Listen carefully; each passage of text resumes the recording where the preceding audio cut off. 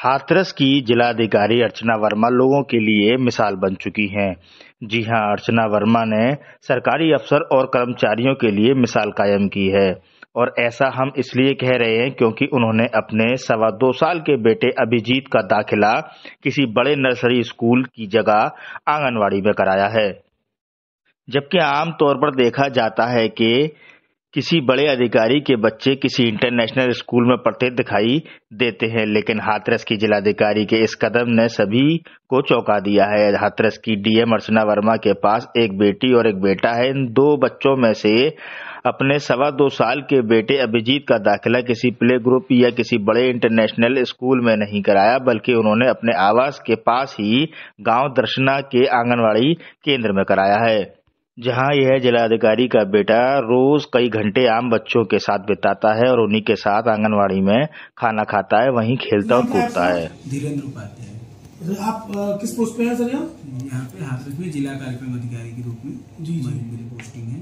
तो सर यहाँ आपके दर्शना गांव पे जो आंगनवाड़ी केंद्र है, क्या वहाँ डीएम साहब का बेटा आता है पढ़ने के लिए? जी, दर्शना आंगनवाड़ी केंद्र है जो इसमें डीएम मैडम का बेटा पढ़ने के लिए आता है और पिछले 3 महीने से अधिक से वो बच्चा पढ़ने के लिए आ रहा है। तो सर उसके लिए कोई विशेष सुविधा आंगनबाड़ी केंद्र में रहती है या आम बच्चों की तरह ही? नहीं, बिल्कुल नॉर्मल बच्चे की तरह वो आता है, नॉर्मल बच्चे की तरह पढ़ाई करता है।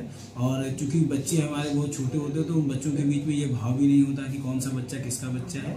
और ये जिलाधिकारी महोदया द्वारा भी इस तरह का कोई भी विशेष प्रोटोकॉल पालन करने के लिए हम लोगों को निर्देशित नहीं किया गया है। वो बच्चा सामान्य रूप से आता है, सामान्य रूप से बच्चों के साथ पढ़ता है, बच्चों के साथ खेल खेल में जो गतिविधियां आंगनबाड़ी कार्यकर्ती के द्वारा कराई जाती है उन्हीं के माध्यम से सीखता है। वही खाना पीना जी, जैसे बच्चे हार्ड कुक का खाना सामान्य के बच्चे खाते हैं उसी तरह से वह भी खाता है और सामान्य तरीके से। जिले में कहीं किसी और आंगनबाड़ी केंद्र पर किसी और अधिकारी का बच्चा भी इस तरीके से पढ़ने जाता है कि नहीं? अभी मेरी जानकारी में ऐसा नहीं है, क्योंकि हमारे केंद्र पे 6 साल से बड़े बच्चे नहीं आ पाते हैं। तो चूंकि जिन अधिकारियों के 6 साल से छोटे बच्चे होंगे वही आ पाते हैं, तो अभी मेरी जानकारी में और किसी का बच्चा भी ऐसा नहीं है। क्या मोटिवेशन लोगों को मिल रहा है इससे सबसे अच्छा जो मोटिवेशन ये होता है कि चूंकि आंगनवाड़ी और सरकारी स्कूलों के प्रति लोगों के अंदर ये भाव होता है कि नहीं, यहाँ अच्छी सुविधाएं नहीं मिलती हैं, यहाँ अच्छी चीजें नहीं होती हैं, वो लोगों के अंदर से ये भाव निकलता है कि नहीं, जब बड़े बड़े अधिकारियों के बच्चे पढ़ रहे हैं तो हमारे बच्चे भी पढ़ सकते हैं।